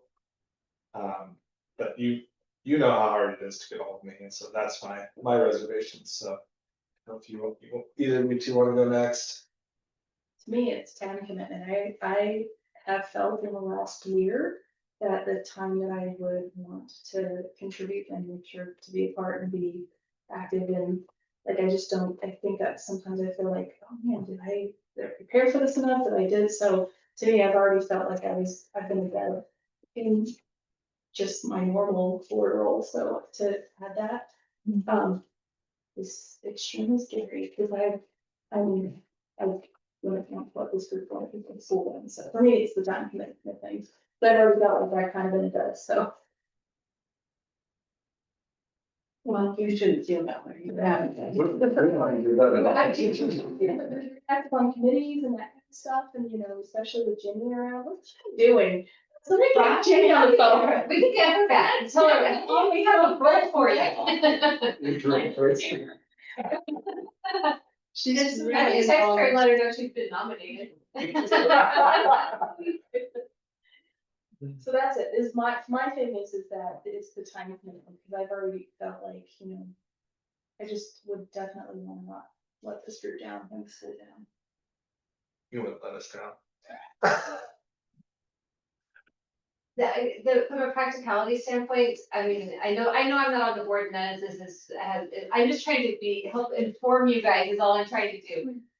If Dominic or Fabian take on that role, then we have to think about a check signer. Because then they would, you know, that person would no longer be able to be a check signer, so then we have to think about who could step into that, because that is something that happens pretty frequently, that we're needing checks signed. And that whole process with bank and signing card and that kind of stuff. Yeah, I mean, it's not unbearable, I mean, it's doable, I mean, we do it fairly regularly, so but it's just to put that on somebody's radar that if they do that, you may have, and you can't be check signer because you're treasurer, so then somebody else would have to step. So I probably have similar reservations, probably more so to you, Dom. But it sounded like it's more reasonable than I thought it'd be, because I know, like, you know, I've come here recently, like at 6 p.m. to sign checks, and it's might not have been the most timely thing that we would have, or ideal thing, but it worked. I was able to get here. I too can go through spells in any given day where, like, my wife can't even find me. Right. It's just the nature of the job, but it isn't like the everyday thing. The other is that, but I'm guessing all of us have this in our own way, that as leaders, we tend to overextend our bandwidth. I'm guessing all of us do that. I know I do. I've just been wrapping up a very large reorganization project at Sandia that I still need to wrap up just within my own team, not with including the whole division that I've been working with. So there's like some of that feeling of exhaustion right now. My probably bigger reservation is the fact that I still know very little compared to the rest, but here's how I kind of see that too. In my job as a senior manager, my job isn't to be an expert. My job is to surround myself with people who know way more than I do and are more capable at doing things than I am. And in a way, I kind of see it is possible to handle that role in that way, because I would probably need to bring other strengths to bear. Like, I can run meetings, I can get people together, I can make a team work very efficiently. It'd probably be a bit of a different style than folks are used to. At times, it would probably be more of just kind of being the face of the council. But I know, you know, I might, if I don't know things, I'm pretty good with discernment and using my gut to decide things, even if I'm not quite sure. Plus, there's a whole crew of folks who could help. But I think if I were to do that, I would just rely on folks, but that's kind of what I do for a living anyway. I think I could probably make the time work, but like, you all would have to be good with someone who still hardly knows much compared to the rest of you, and just be able to work with me on that. I'd be willing to, but yeah, I mean, you know what you're getting there in terms of my knowledge base and things like that. Fabian, I think you'd be excellent, man. You're very responsive. Try to I'm quiet. I see these check emails come from Christy and. This email get here. And I think we've all been very impressed by what you've added to the governing council in the less than a year that you've been with us.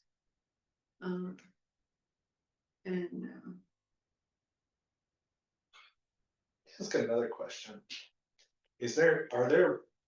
Are there duties that the president typically does that can waive, go from a 10 to 20 hour week that people can help them out with? Or And is that's it not? part of what I was wondering too, like. Depending on how things go at Mariposa, like, could this kind of be done in a little bit of maintenance mode? Where like you attend to the more high priority urgent stuff, but not everything has to be done. Let Aaron. To the extent or the quality that I think y'all are used to, or you would do yourself. No, unfortunately, and that's part of the reason we had this, the removal and jumped on it as fast as we did. Is especially in the charter renewal period. There's gonna be a ton to do with that.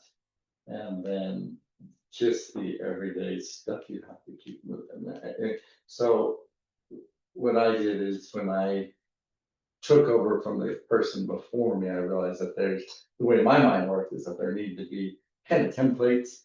And so set up some templates about things that need to be done. And if you go to look at the templates, you realize about every month, there's something fairly big that needs to be done in terms of self-evaluation, administrator evaluation, elections, just they usually come up about once every month. But they could delegate out the self-evaluation, like, hey, can you do? You can absolutely get help with that, and you can rely on your executive team, to help you out with that. Secretary, treasurer, you can put it up to. They rely heavily on the bylaws and policy manual. Yeah, and then they set out a lot of the things that need to be done, and then Jenny, she's so organized, she didn't need help from anybody. I don't know how much she relied on some of the template stuff I'd set up, and I don't know how much she passed on to Mariposa and how much she's used it, but. I think Yeah. that they were really good templates, I would say, that have been carried forward in different things that it brings on.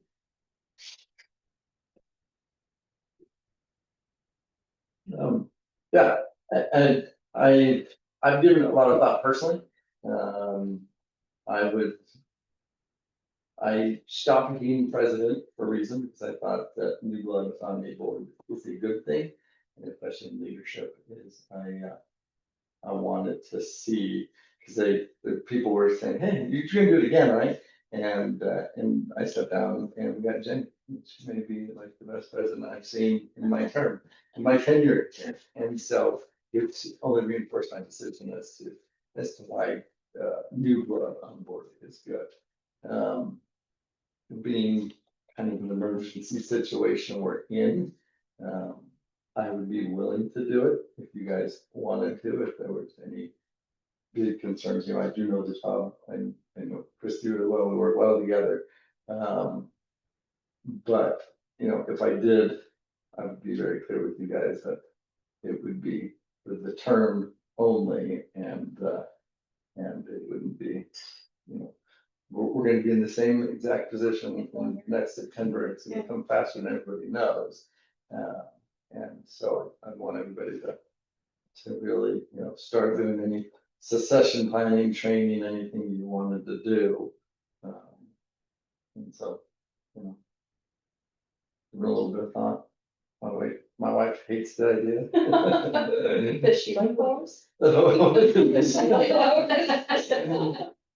all we gotta do is buy his wife flowers? There you go.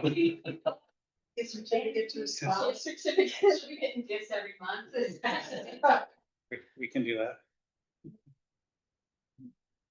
And obviously, my hope of whoever does it would be that we could hand it back to a healthy Mariposa, and I don't think she's gonna be up and running for 3 or 4 months at a minimum. In terms of, I hope her health improves within a month, but in terms of picking up the pieces in her life, I think And honestly, 1 year from now could be different, very different, and things that will steady out. They better be. So, Cause I can't live like this. Well, and obviously, we're hoping for Mike too. Yeah. Hoping there's speedy recovery for him. they don't think they do a good job, but if Aaron is willing to do it for 1 year, that would be my nomination. I hear you. And I'm second your nomination. I make a motion. Motion to nominate Aaron, to fill the remaining portion of Tawny Plus's term as president of the governing council. Or until her return. Or until he retires. I'll second that. All those in favor? Aye. Aye. Opposed? Motion passes. Aaron will step in. For the remainder of the term. Thank you, I think. Thank you. Crystal does not thank you. I was just. She like, So is everybody else comfortable in their current positions? The only position we go up.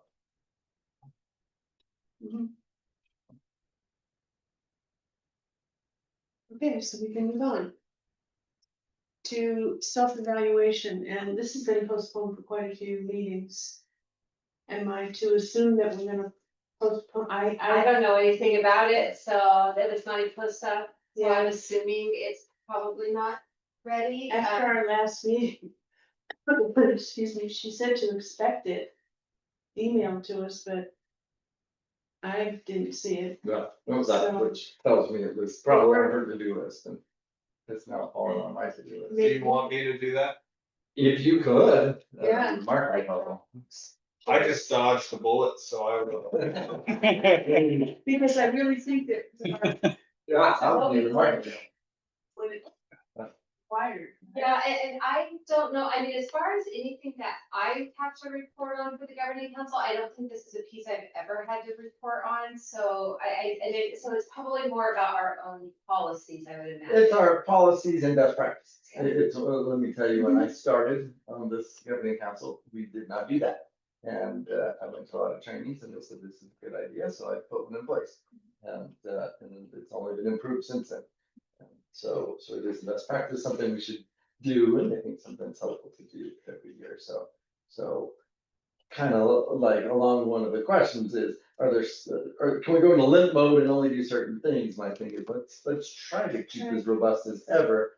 That way something doesn't ever fall off. So Dominic, you'll, But do we have to put these, so that we can do a survey? Yes. And if we do the survey, do I have to distribute it at this meeting or can I distribute it Email, right? via email? Yeah, just via have a email. And see if we can get the results before the next time we meet or. We can talk about it a little bit. I wasn't highly involved in it in the past, but Dropbox, Google survey, that type of thing. it should be in the Dropbox. Okay. Yeah. And, you know, I don't think we need to reinvent the wheel this time. Absolutely not. You know, I know we've constantly been working to improve that survey for evaluation process, which is good, which always trying to improve. I don't think now it's necessary to kind of reinvent it. You can get your hand on last year's, take a look at it. We trust your discretion. If it looks good, we do it. If you don't think there's anything that needs to be taken out of there. The only thing I would look at was any questions where you have like polar opposite, like always and never, because the wording of that question might have been wonky. Yeah. And so that would be my only recommendation for this year. We did discuss that. Is there a couple of questions that, yeah. Either it's just somebody who has to not always or something where they just hit the wrong button. But I think that would be the only concern that we expressed in last year's survey. It's that the wording had been. And do you have Google survey or Survey Monkey skills? I mean, I haven't figured out. Okay. Alrighty. I got ChatGPT. You might be able to stick it in there and it can give you a couple of suggestions. Fix the word, fix the wording. Fix the wording or, you know, maybe thought about this or another question. So, next is the audit committee report and action on certification of verification of fixed asset list. That was something that, Chrissy wanted added. She sent that to me when I was working on the agenda. You know, I can cover that one back. Okay, good. I was gonna say, who's Although after all of that prior business, this one seems a lot less important, and I think I may have overpaid. But that, not heavy. But, we've only got good news for you. It was about, what, 2.5 months ago now, we did the annual inventory review, you probably know why we just seen it now, this was 2.5 months ago. But I've got a good news story behind that. We actually found a lot of inventory items very recent. But we found most of them the day we went to do it. We got some follow-up pictures the week after that, and one of them is just kind of hiding behind stuff. Thank you, Christie. So, but we sampled 30 items during our inventory review. I guess I'll probably give you a little bit more background. It's an inventory and a fixed asset. So any capital fixed assets, building improvements, things of that nature, we got to put our eyes on. So we do it once a year, and it's usually towards the end of the year. So we have confidence closing out the fiscal year before the audit and moving into next year. Yeah, we've got good procedures. I can tell you, last 4 years, it has improved immensely. That's why I was asking about that WASP system earlier, but that's the inventory system. And even with that system, the improvements that Laura has made to track every piece and assign it to the room and assign it to the person and make sure the asset tags are right, it is substantially better than when we really got into this 2 years ago. So yeah, we found all 30 items out of 118 items total. We selected a random sample.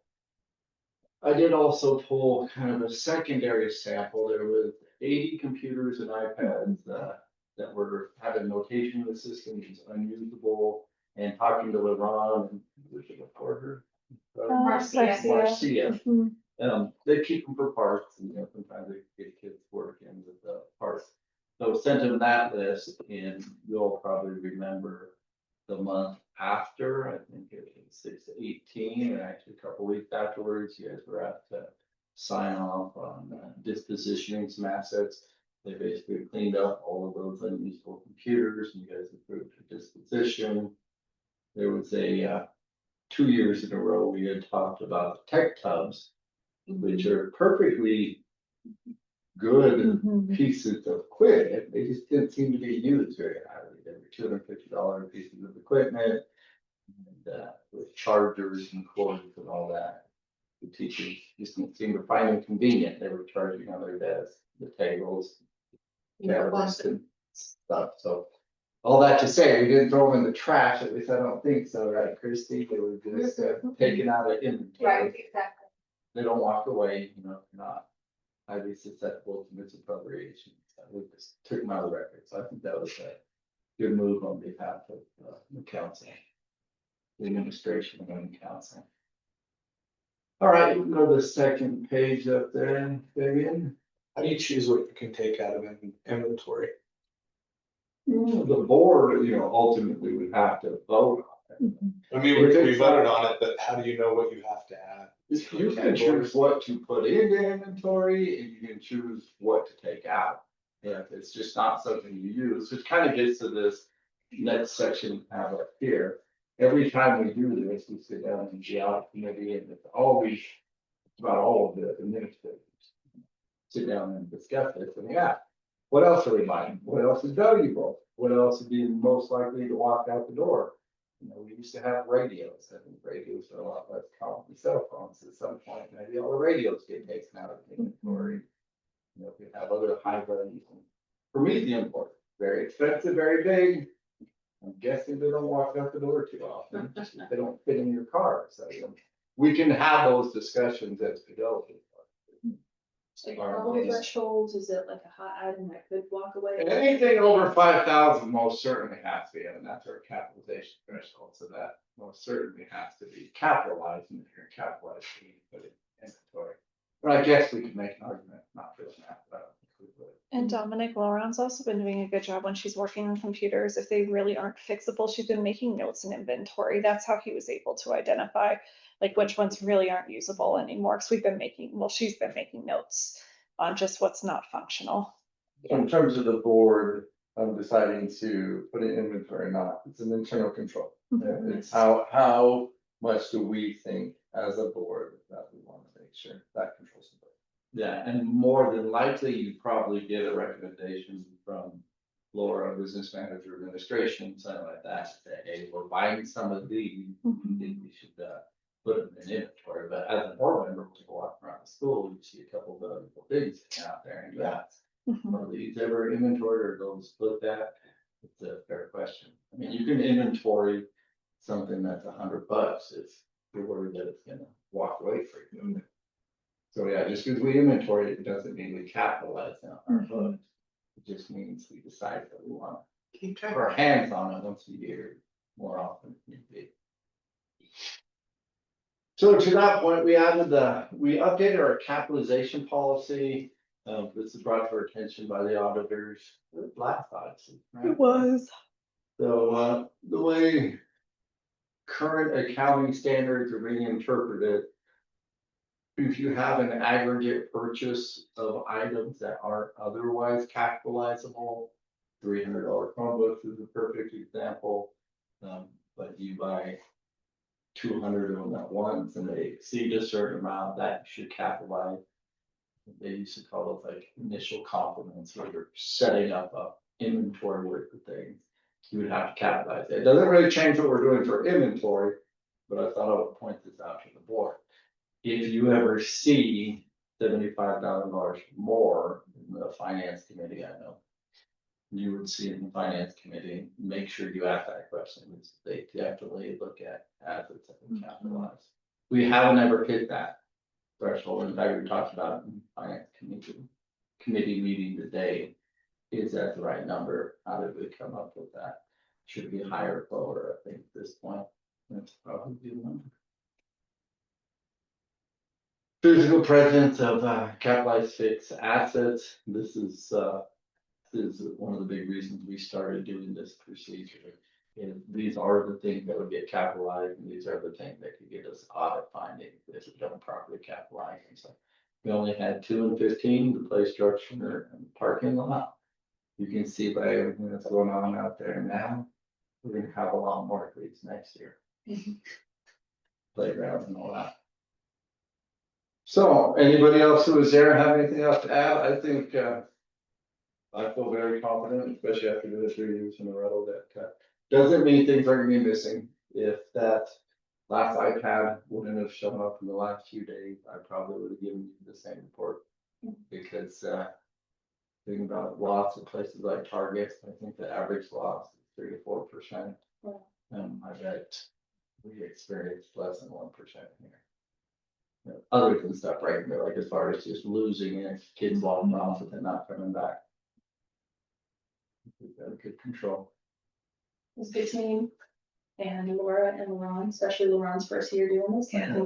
She's been cleaning it up even further. She's been doing a great job, so Mhm. keep it up. Well, and I went around and I was like, I am not comfortable having a missing item. I feel like a bloodhound. I would not want to have it, so we had a missing item. And yeah, so we found it. I got that iPad. Pretty fast too. She called me, she's like, what's in the inventory? And bam, like a few minutes later. I was fortunate, everybody was here, and Oh, so I talked to this person, okay, talked to this person, it's like, it was like a chain of custody situation. I mean, it's like, Pass it off. Yeah. kind of, yeah, but it ultimately it was right where it was supposed to be. And, yeah, and I'll follow up with you. Okay, like what happened with that? Okay. But thank you. I had to rewrite this report. I'm sorry, Jason. It's a good thing I was happy to do your page of the half, plus I was deleting that and giving myself the kind of class, so it's kind of good time. It worked out. So, So our next step then is to certify the fixed asset list. May I have a motion to certify?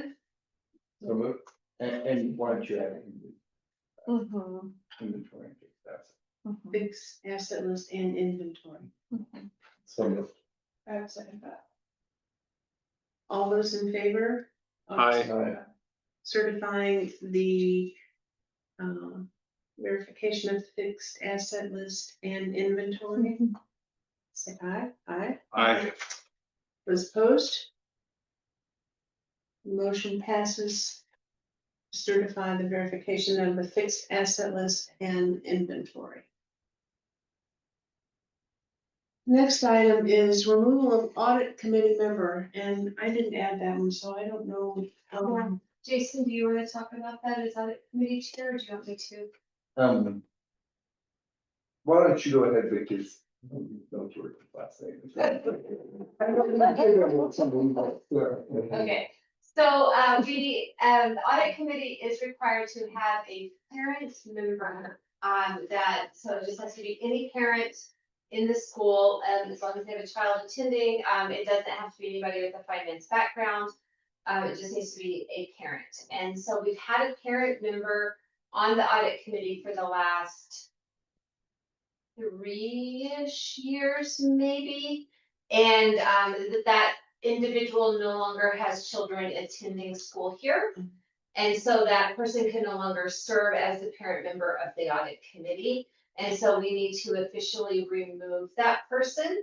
And then I have actually talked to some parents and have been able to find a volunteer to fill that role. And that person is Jordan Russell, who was our previous PE teacher. So she taught here for many, many years. She now, she left education, is doing something else and is able to, but still is connected to the school. She has a child who attends the school right now. And so she is willing to step into that role. But we really do need to, fix this, because now we're in this weird space where we have somebody named as the parent member, but they're no longer a parent. And it's a statutory requirement. Yes, it is. So are we removing that person, or are they just not qualified to hold that position anymore? I guess it would be fair to say, I don't know that I've met the person.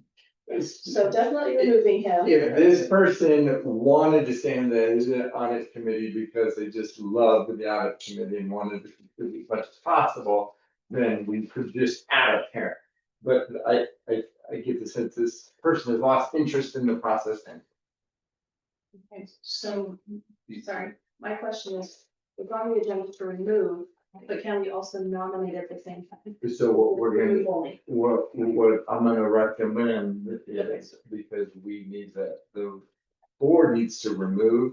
The president has the authority to appoint. And so what I'm gonna recommend is that as soon as we remove the first one, is that Pat as acting president appoints the new person, and that gets recorded in the minutes. And that way we have minutes reflecting that the president did act and appoint a new member. so may I have a motion then to remove Oscar Martinez. Oscar Martinez As the parent member. as a parent member of the audit committee? I'll second the motion. All those in favor? Aye. Aye. Opposed? The motion passes to remove Oscar Martinez from the audit committee. And as acting president of the governing council, I will appoint Jordan Russell. Jordan Russell to take Oscar's place Or parent member. as the parent rep. And I will second that. So you're making that, you're the, She doesn't have to move, she is just move this one, okay.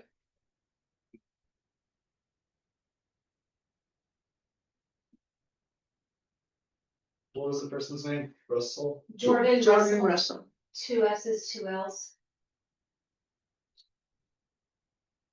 Who does the website? I'll update it. And who should notify him that it's now official? It's a better person. Chairperson?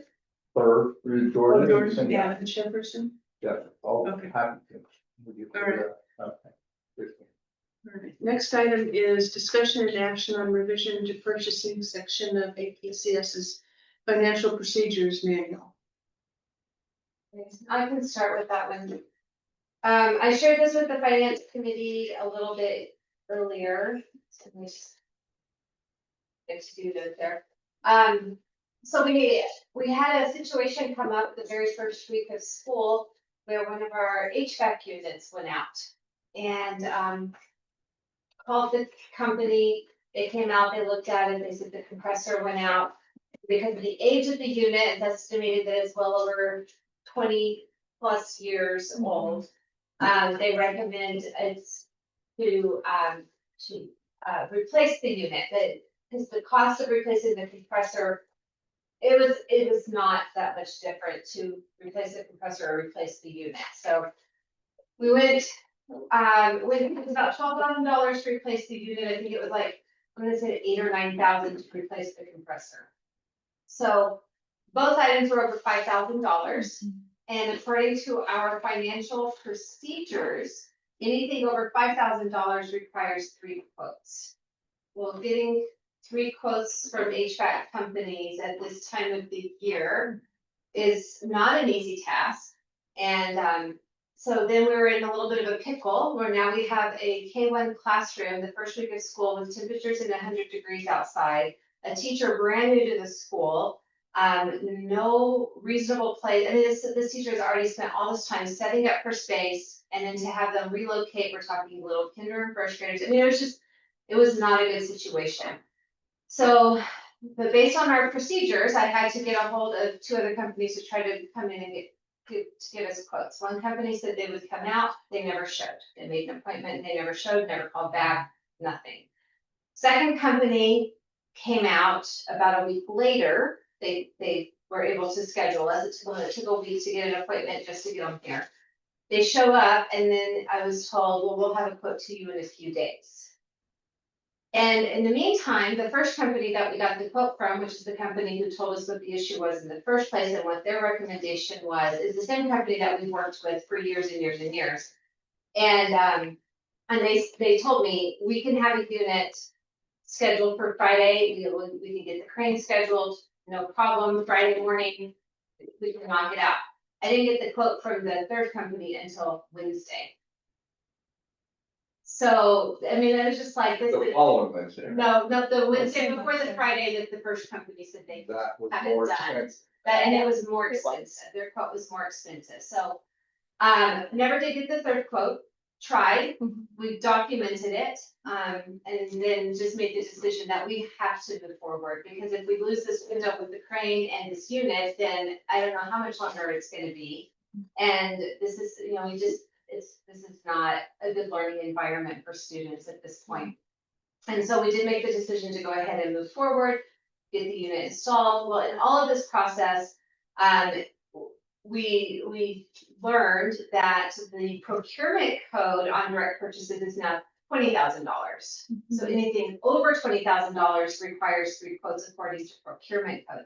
We are still operating under the old procurement code where any direct purchase over 5,000 requires 3 quotes. So now we have our procedures that superseded procurement code and put us in a really big pickle. So, because I could have had that unit way faster had this not happened. So I'm proposing that we adjust our financial procedures to be in line with procurement. So taking out something that says a specific dollar amount like $5,000 and just referring to whatever is approved in the procurement code. And potentially adding a section that would give some kind of authority to take emergency action, if it was in the situation, you attempted to get 3 quotes and follow the procedure, but if not, I mean, we've got an emergency situation. like Did that. you want to make a motion as chairman of the finance committee? And before you do that, I would strongly recommend including emergency in that, that's super common business practices. Most would be to save things like tieback and sewer, those kind of things where you just don't have time to do that.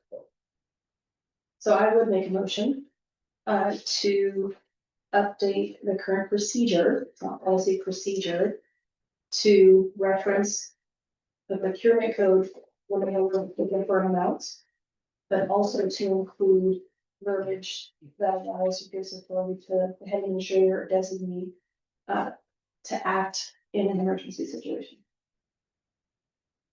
And the reason this is coming to the board, it's not a policy, but you all do approve the financial procedures manual, which we actually did do in last month. Yeah, probably. it was last month. Yeah. I'll second. All those in favor to make the change to purchasing section of the financial procedures manual to reflect compliance with the current regulation and the ability to act in an emergency, please say aye. Aye. Those opposed? Motion passes. Hey. How did the kids survive even just a day in this heat? Because we have this brand new, super incredible teacher who's super creative, and we made it work. We found locations for the afternoon when things were like really, really unbearable, right? The mornings they were able to manage and make it work, and then she made it kind of a game for the kids, and she would be like, she had a little water mister, and she would fill with water, and they would say if they wanted their face misted or their hands, and like, and they just thought it was the greatest thing ever, you know, and I'm sure the poor teacher though. That's their side. Yeah, it was quite toasty. The company was able to at least get the fan running, because initially the whole fan was down also, so there was no circulation. And then we were able to bring in some fans from other areas, some box fans, and then we had her keep her interconnecting doors, so we had these doors between each classroom, we had her keep that open so the air from the other room and then also the hallways, and it was warm. Not like, it's not like it was dangerous, but it was uncomfortable. Yeah. Okay, well, let's move on to item G, which is discussion and action on standalone audit report. Did we not? Yeah, that's Laura.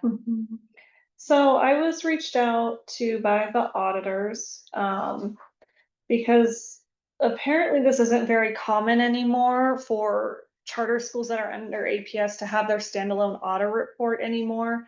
Apparently it was there back in the day for bondholders, because when the APS charter schools were under APS and part of their report, the bondholders really wanted to see it separated. They didn't understand how it integrated into APSs. And it also cost a lot less back then. Now it costs $3,900 to do the standalone report. It's an extra 30 to 40 hours for the auditors and a little bit more for me as well. And we reached out, well, it was actually Ben. Ben reached out to our bondholder, well, the lady who helps guide us with all that. And she gave some guidance, but it sounded more like it was from the foundation side, and it wasn't clear if we could drop this and just do a combined report with APS, or if we should keep the standalone report if it's actually a requirement of our bondholder. And so I feel like it just wasn't clear, the explanation. I think it was a bit confusing that maybe on the foundation side, it's fine if they're under, but it wasn't clear if we could be this year. So I think this is something we need to delve into and look at, especially we're one of 5 schools that does this under APS. So it's not many schools doing it. And it seems like bondholders are okay with the combined one, but if it's in our paperwork, we need to do it. So we're trying to get clarification on that if we do need to continue this for future audits. Yeah, the auditor said that, you know, typically this used to be a bigger issue with bondholders. It's Yeah. not as big of an issue No. now. Ben felt like it was probably fine to be under APS, but he did go ahead and reach out to the lady who kind of helps with all of the bonds. I agree with Laura, her response back to us was not clear. And we didn't walk away feeling like, yes, we should, or no, we shouldn't. And so I told Laura, I said, my thought at this point is to leave it as we've been doing it and to keep our standalone report. It will cost more to do it that way, but I would rather, until we have a much clearer picture about this, I think it's better to have that expense than it is to run the risk of running into an issue with our bonds. And so make sure I'm understanding, we're talking about a standalone report for AKCS apart from APS, not a standalone report for the foundation versus AKCS. It's both. Okay. So we already have a standalone report for the foundation, so we already have two separate reports, right? And I remember at some point being told we had to do that because they were component unit. Or something. Exactly, but in this situation, what we're looking at is a standalone report for both the school and the foundation separate from APS. So otherwise both the school and the foundation could be under APS. And I'm not understanding, the standalone report, is that like an external auditing agency that we hire or something, or is? It's the same auditors we're gonna have for this whole season. It's not just anyone broken down. new. Yeah, it's just broken down to like AKCS's financials only. There are no APS's financials included in that. We're not like embedded into theirs. It's separate and just purely our school's information. So we used to be part of like a several thousand-page report, right? And then now, I remember those days. Yeah, we've been doing this for 9 years, 8 Mhm. years. So right now you have both, you have combined and an APS? I've never seen the APS I haven't one. either. I've only seen our standalone one on our end. Yeah. I mean, we still have to roll up in there. I bet right now, we are rolled up in there. So I can Right. do that by the time we. And they're still pulled up, but I Right, bet we're part of theirs, but we pay to have our own presentation. with all the detail, yeah. I mean, it's kind of handy in that we can see all of ours very clearly, uniquely. You don't have to go through a 1,400-page report or whatever they used to be, but it's not worth. $3,900, yeah. If we can get a definitive from our bondholders that we're fine, I mean, like, when we used to get findings under the consolidated report, we would have our own page with our own findings and our own unique issues and our own opinion. So, I mean, they would say if they had a compliance finding relative to us, they would put that in the big consolidated report. So it's not like you couldn't show a bondholder. We're part of the beast over here, and here's what they have to say about us. So what action are you recommending, that you do some more research and find out? Yeah, and we keep this good discussion maybe for.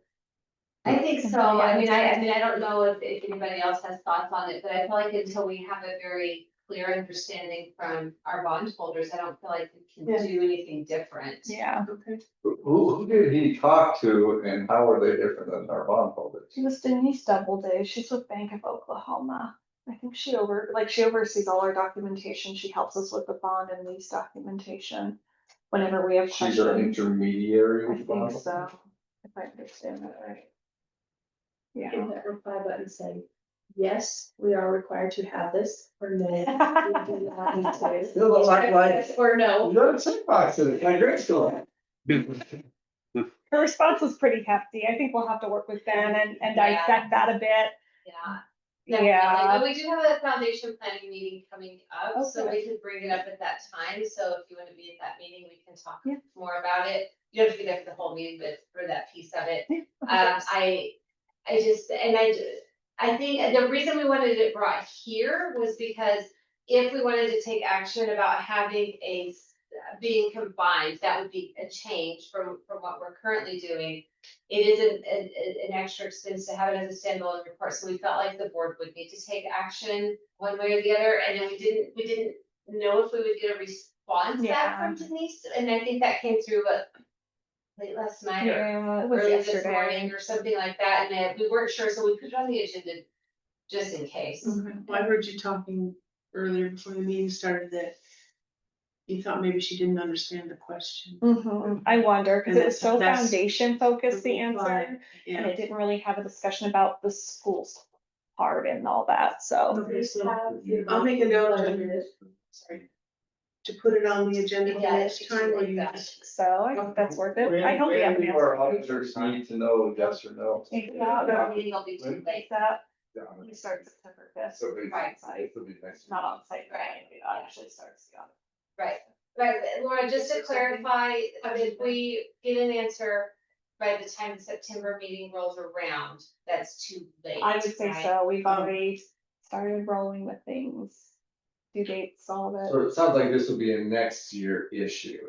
If they get back to us and say, then from next year forward, we can go to combine.